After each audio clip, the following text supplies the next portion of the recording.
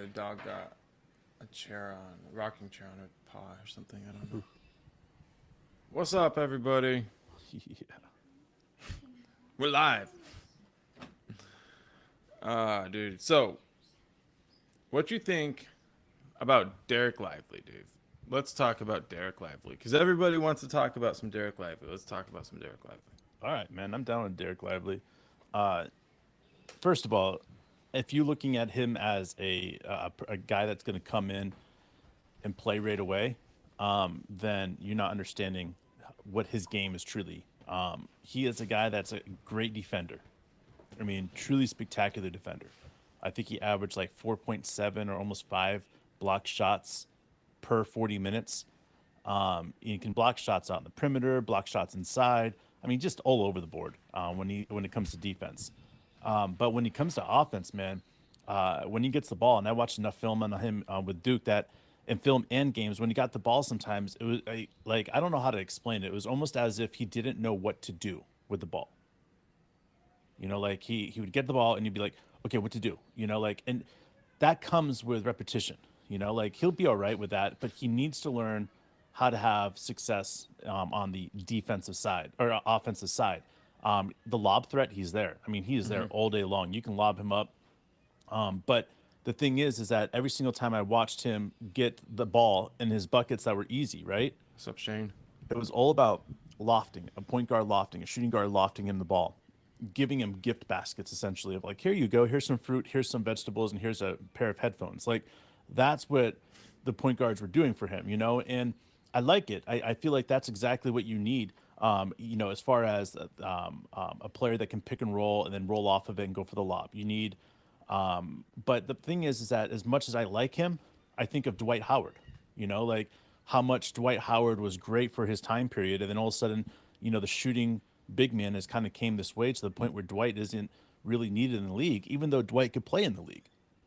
But his lob threat, baseline threat that he was there, that the league needed in the physical defense of a big man like that, it's not necessarily needed anymore. So his offensive game has got to get better. His jump shot was just, wanting. His hook shot was wanting. His layups that when he would go towards the bucket instead of dunking, his layups were just, I mean, I think he shot like 13 for like 30 or something like that with layups. Ouch. So there's so many things that I look at him and I say he would be a great second pick for this team. That player that we get to develop for the future. Because if he was able to develop his offensive game to go with his defensive game, he could be an incredibly impactful team or a player for this team for a championship run. Yeah. But he's just one of those guys where his defense is so much more spectacular than his offense that he is still going to get people to pick him in the probably the lottery because of it, mid lottery. I would say mid lottery. I would say probably like 18, 19, 20 is my guess is where he'll go. Cheap enough where Sam Presti, if he wanted Derek to proceed with developing his offensive game, he could get him. So I see him play. I think he could end up like a JaVale McGee, maybe a DeAndre Jordan. But then I'm like, if he is a defensive stopper in the league, he could end up being more like a Walker Kessler. Sure. What are the chances he ends up like Walker Kessler? Because I would rather Walker Kessler than JaVale McGee. I think everybody would. Well, I look at Walker Kessler and I still think that his shot could develop more. Yeah. Like he has good form and well, mostly good form. With Derek though, I watch his form on his jump shots and I just see like how those shooting coaches will look at a shot and be like, oh yeah, I'll fix your shot in like 2 months, right? Someone else will be like, take a look at another player and say, yeah, that guy's going to need like a year to fix his shot because you don't go and fix a player's shot like everything at one time. You go, mechanically, little by little by little. You know, I look at Derek Lively and I say, this dude's shot is broken. With all due respect to his game, because again, he's going to be a top 20 pick in this draft because of his defensive game. So you're not drafting him for his offensive game, right? You're just not doing that. So I look at Lively and I say, maybe 18 months I could fix that shot. And that's the thing about it is that I'm not necessarily a shooting coach, but I know how to recognize how long it's going to take a player to fix his shot, and maybe his shot would be okay when he gets the consistency with it. But I think that he needs a lot of work, and coaching England would be perfect for that environment for him. So I don't know, man. Like maybe his 7'7" wingspan. The thing is about it, his defense, man.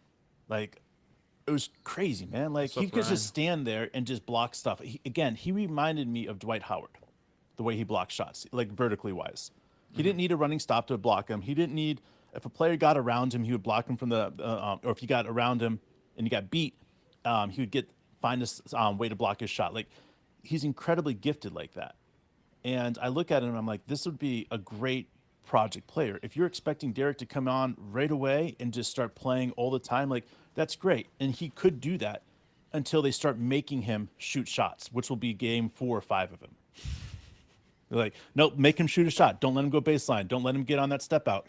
Make him shoot a shot. And the second you do that, then he's a liability on offense. And we all know, Oklahoma City Thunder fans and NBA fans knows what happens when you have a liability on the offensive end with a center. Like it really hinders, the flow of the game. And that's the one thing I get concerned about, is that because of that, he needs enough time to get better. So I think he would do great in the Oklahoma City Thunder system. I really do. But, like I said, when we drafted Poku, he's not somebody that we're just drafting right now. We're drafting him for the future in 3 or 4 years. That's the same, feeling I have with Derek Lively, and it would be around the same place where Poku was drafted that Lively is going to go. So that's kind of like the consistency I like to see in that, 17 through 20 spot. Yeah, I'm definitely could quickly outperform expectations and become one of the steals of the draft. I agree, Ryan. Just because you find yourself in a spot where you can easily get excited about his potential, and while, like you said, there is improvement needed, that's kind of what is anticipated for anybody who's not picked in the top 5, really. So the areas of improvement are easy to identify. The parts of the game that he does elite are impossible to teach. Like That's Nick it. Claxton for the Brooklyn Nets led the league in block shots, I think. At least most of the year he did. And like really, I must not be the only person who hadn't really heard much about Nick Claxton before he did that. So I think there's Jared chances. Allen is another one, for Jared the Allen, Cavs. right? I Yeah, love, somebody like that. started out with Brooklyn also. Yeah, Like like that. any guys that you have that could start off with this talent of dunking, like, and you hope that you can develop their jump shot. Sometimes you got to roll the dice on them, and it's not always going to pay off. But that's why you use a second, first round pick on them. So maybe there's a chance to take him, but I definitely feel what you feel about that, where it would be maybe a situation, I don't know, where we trade up into like the 18th spot, or not up, but not back. You're back like in the draft. we keep the 12th spot, and then maybe we do something else to get the 18th. There's just going to be so many teams that are going to be disappointed when it gets to that mid-20s, And if he drops back to, like, let's say 21, then the value there would be so significant that a team will jump up to try to grab him at 21.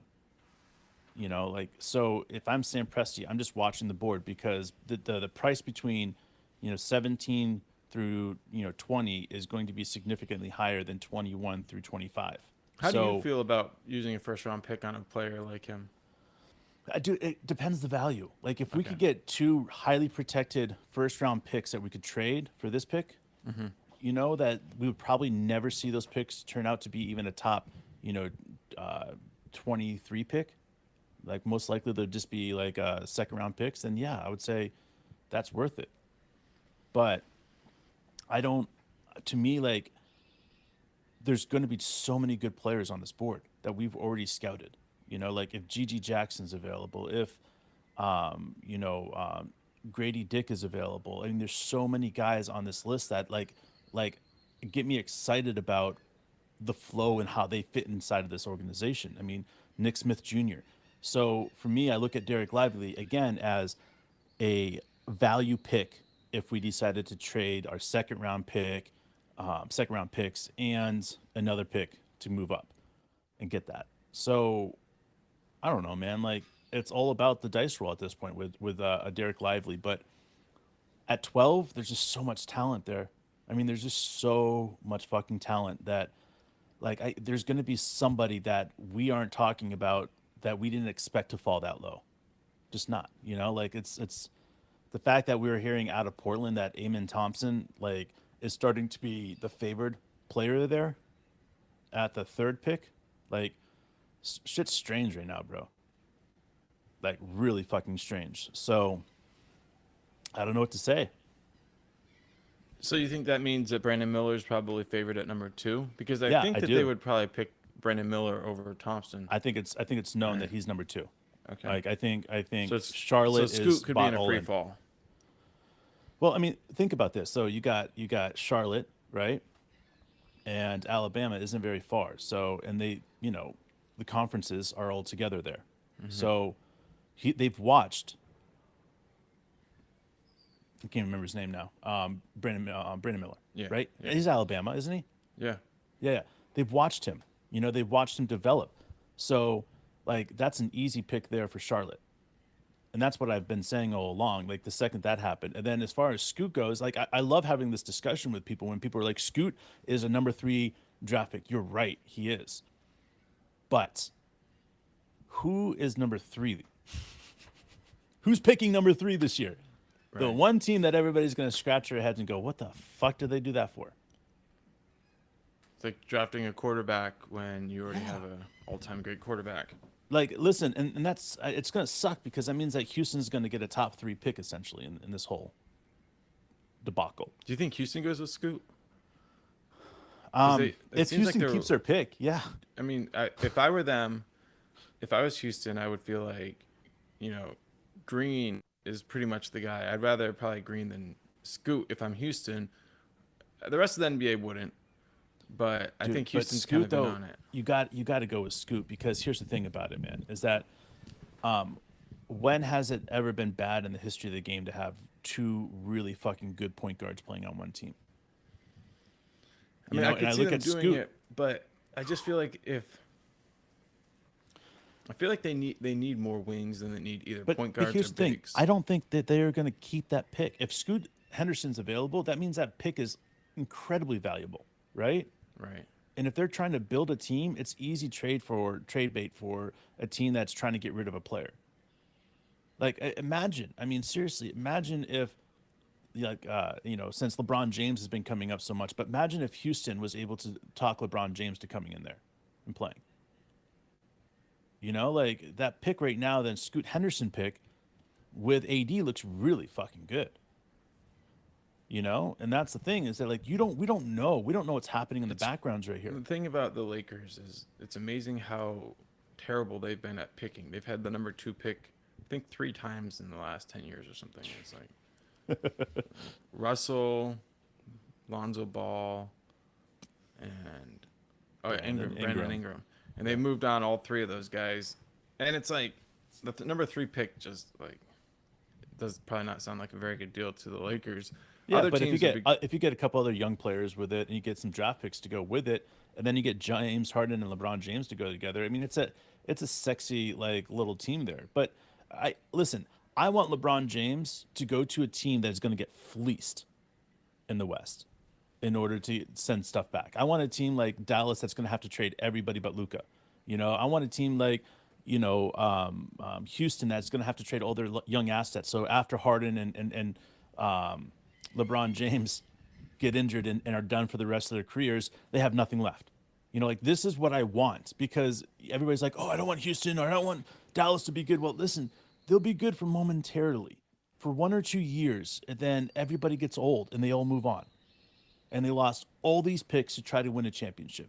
All these young players because they want to win a championship, and they pushed reset only to trade everything. So for me, that's what I like to see. I want to circle that, and I want to see where is LeBron James going, because the rumors that are happening right now, I'm telling you guys, this is proof that things are happening behind the scene. Like the next tweet that I just saw was Lakers have pretty much said that they would turn down anything that Dallas would offer them. Yeah, Dallas, because they have nothing. Yeah, they have nothing they want besides Luka.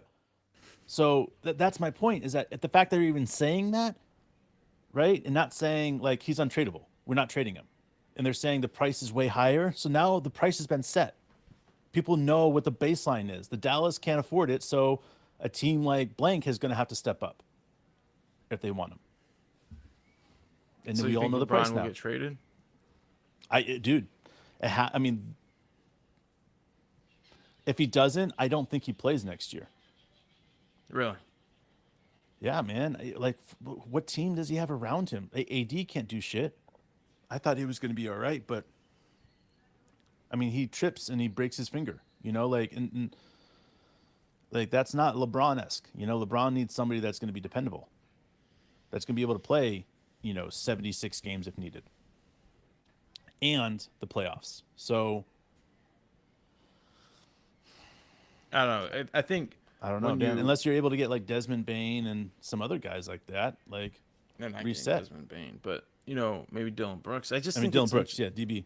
I keep it's saying DB and interesting Desmond Bain. that they wasted like the first half of the season with a team that wasn't working out, and they kind of hit the reset button, and there was a little success with that. But it's almost like there's no way they're going to run it back. But you look at a team like the Nuggets, and you can see the value of camaraderie, Yeah, of the Heat, and you see a team that like, hey, they've been there together before, and it matters. So I do feel like the Lakers would be they're gonna fine have if to they pay built. Austin Reeves $100 million to keep him, bro. I mean that's my point is that like you've got an age gap with young players that are starting to look really good, and then you got old players that you could trade to get young players. And the thing is about it is that if the Lakers are halfway intelligent, like stripping down their team right now and trading all their assets they have is the only way through this, because they need to replenish their assets because LeBron James is leaving next year. AD is leaving.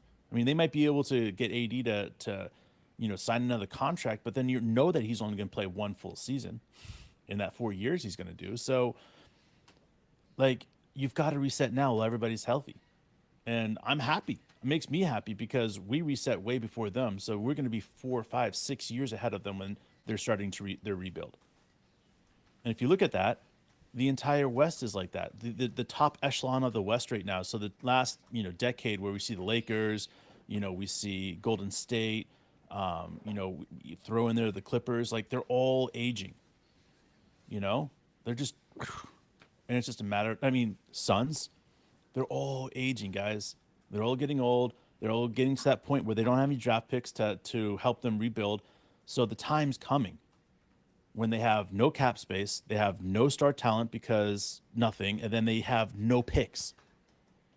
And they're like, shit, what are we going to do? Well, you're going to have to sit there and suck for another decade. And it's going to be, it's going to be rocking, man, because we're going to have at least 4 or 5 teams that are going to be sitting there like, what are we going to do? What are we going to do? How are we going to rebuild? Because we suck at this. We have no picks. We have no picks until 2027. You got to trade some of the players while they got value, but That's what Sam Presti is so amazing at, man. Like he recognized that with Russ. He recognized that we got burnt with KD and he could not get burnt with Russ. And it wasn't that he was going to get burnt with Russ. It was that he could get value for Russ. 2 first plus Chris Paul. Chris Paul got 2 first, right? Plus a couple of young assets. But more so, we put Chris Paul in a place that he can win. yeah, It's beautiful, man. I thought that we got 1 first round in a couple of seconds, but whatever. You're probably right. I think it was a heavily protected one that didn't turn into anything. I don't know. I thought we got 2 first, but I forget, man. So Ryan's asking us, with Will Dawkins leaving and becoming the Wizards' number 2 in their front office, can we see a package to move up to number 8? Will We Dawkins, have a man on the inside. Mark, you remember Will Dawkins when we saw him next to Sam Presti at the beginning of the season, and he was answering questions. I thought for sure he was going to end up becoming the GM here. And listen, this might be a move for him to get more experience someplace else and then come back when he's ready. But I'm to excited happen for a lot. him. I really am. And listen, as far as moving up to 8, he would have to want a piece that we have, a piece like, let's say, Trey Mann and our 12 or something like that. And then like the thing is, and probably a possible like shitty ass pick, but Dawkins knows everything, our front Joshua? office, front and left. Like if I was Sam Presti right now, I would be like, you know what? I'm not trading with the Wizards right now because I'm afraid I could get fleeced by Dawkins. I mean, when somebody knows like what size underwear you are and the color of underwear you're wearing and all that other stuff, like that's what you don't want. You don't want to leave that door open for a guy that just left your organization, is trying to prove his loyalty towards the Wizards, and is like, hey, listen, we could get this player, this player, this player, because I know that they don't value them, plus this, and this, because I know they don't value it for this pick. And it, again, Who would stay we away pick at from number doing trades with somebody that just left your organization. If we did, Dave, who would we pick at 8? But by the way, the way we ended up getting Victor Oladipo and Sabonis was somebody who had recently left the organization and took over the Magic. So there are ways that they work out favorable for us. Yes, But there is. who would we pick at number 8 if we had that?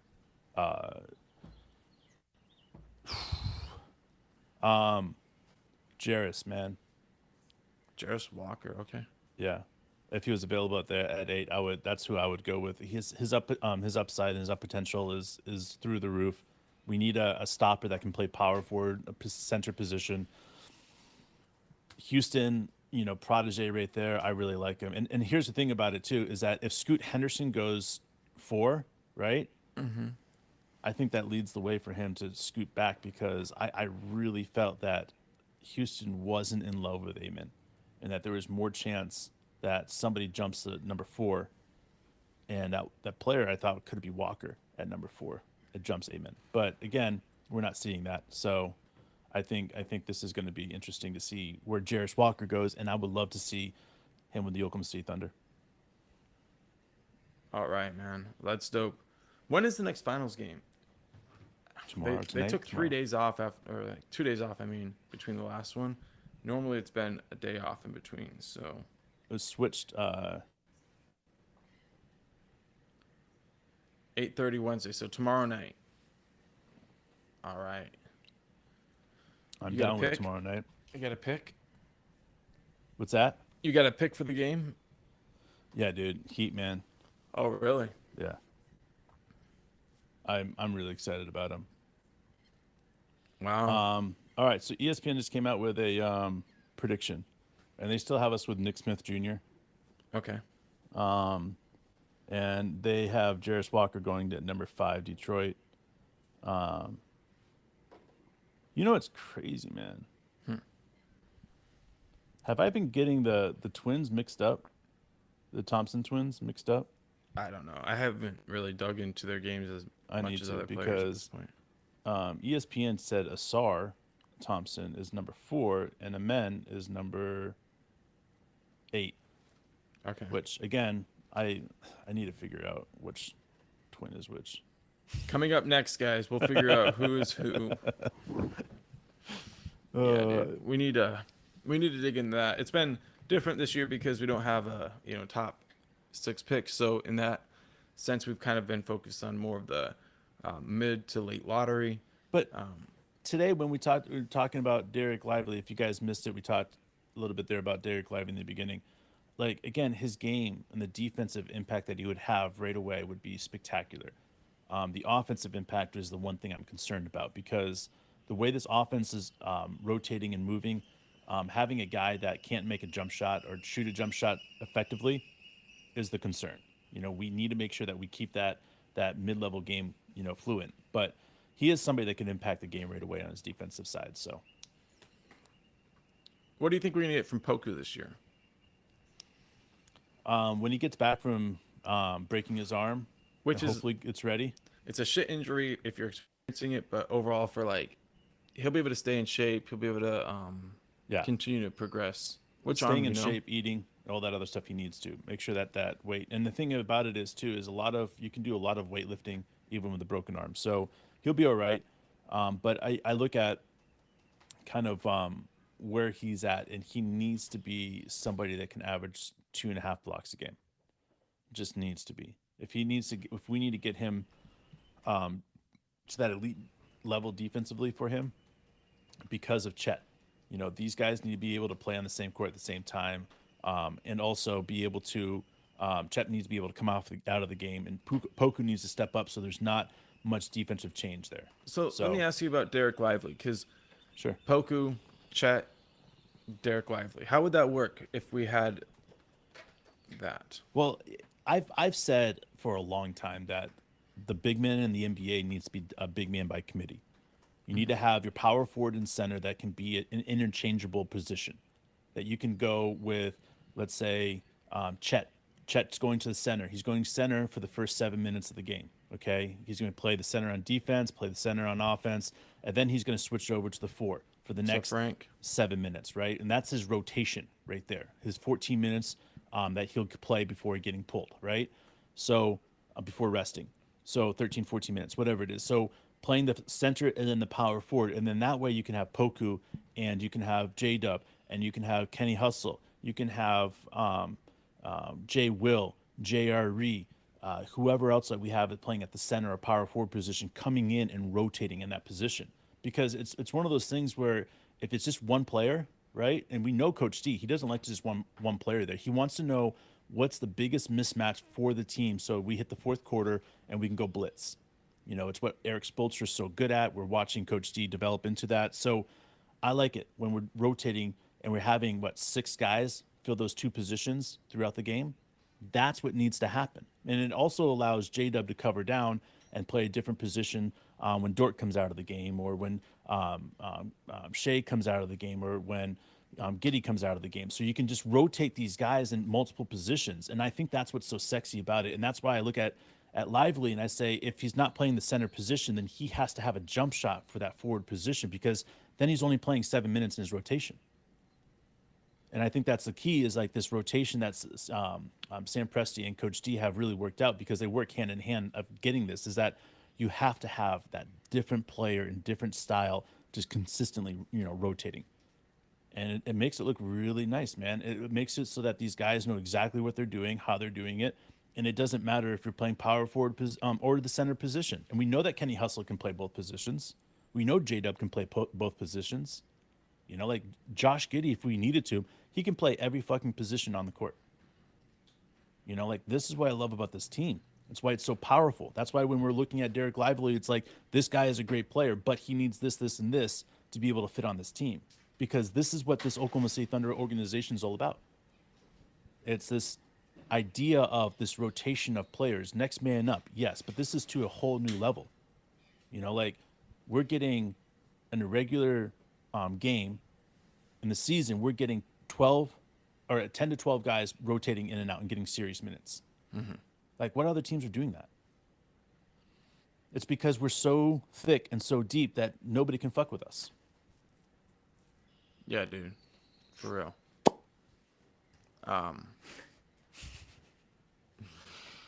But yeah, I mean, what's up, Frank? You mix up that and you mix up the whole idea that player development is there's different lanes for minutes with our team, right? And giving players who aren't ready for NBA minutes is one of those lanes that the team has set aside for, draft picks, players that are on their way to their G League, two-way players. All these guys get minutes, and that ends up meaning a lot of games will run up 14, which You're is right. really it's unheard of. It's fun. And then it had a lot of people, I'm not going to mention any names, but a lot of people who proposed to be experts really questioning whether or not Coach Dagnall understood how to shorten a rotation. Which, by the way, we want to say this. I respect all the other podcasts out there, but if you don't understand what's happening in the Oklahoma City locker room and an Oklahoma City bench, you should probably not talk about it. Because when people are yelling and being like, his rotations are so off, and then you get to the fourth quarter and it's like the team dominates the fourth quarter and everybody's like, well, how did that happen? It's because the rotations are so off. I know, but there's always the assumption if he had just done the right thing the whole time, then it wouldn't have been a close game in the end. But how do you do that? You do that by experimental shit, bro. Right. I mean, yeah. Yeah. Experimental shit, dude. You gotta give Jang minutes. You gotta give Poku minutes. You gotta give players opportunities to find their groove and then go work on their game and get better. But for sure, listen, Frank, you're talking our language right now. Yeah, dude. Bilal, he's the man, and I always say his name wrong. Bilal. Now, James, I don't know how to say it. And try James Nnaji. I do not know his game, so I'm going to add his name to the list, and we'll continue our breakdown. We're definitely still adding names to the list think the draft is on the 22nd. Yeah. So, Well, a couple weeks away. I can say from what little I've noticed about James Nenji, is that how you Nenji. say it? Nenji. Sure. I try, guys. I fail at every single time. In fact, every single You're time I good. said Bilal, I think about our really good friend Wash, who told me that I was saying Bilala, like that. I believe I was saying was incorrect, and I was saying little dick in Arabic. Yeah, dude. So I've got to watch how I pronounce names. So if I'm saying his name wrong, I really like this young man. I think that he could have an impact in the game, but a lot of work needs to be done on both Bilal and James. So Bilal is like people. I don't spend much time on Twitter, which is good because Twitter's not a good place for me. But like, dirty, dirty place. Fucking I've hoes. noticed a lot of people are talking about Bilal Yeah. on Twitter. Like maybe he'll move up into the top 8 level. People are just like getting really pumped. It should. Is that too high for him? Bro, how many times have I said there's going to be guys that are unexpected that jump this draft? It's going to happen. We're going to see guys that are like, you and I are going to look at and be like, when we're doing our live show on draft, and you and I are going to be like, what the fuck? What? Who? Then we're going to have to go back to the drawing board. Who's available at 12 again? Because it's going to be so shocking to some of us because people are still in that idea of picking for the needs, right? There's a difference between picking the youngest and best player and picking for your need, right? And there's this warped idea that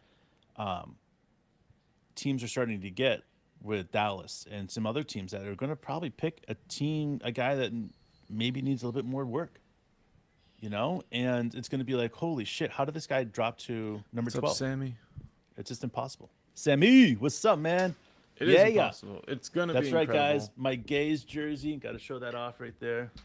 Homeboy. Sammy got that for me. Fucking love you, man. I'm pumped, bro. I think there's a lot to be said, and Frank is talking about James. Say it again, Dave. I'm sorry. Nanji. Nanji, him being this generation's Serge Ibaka. So obviously, I want to check that out.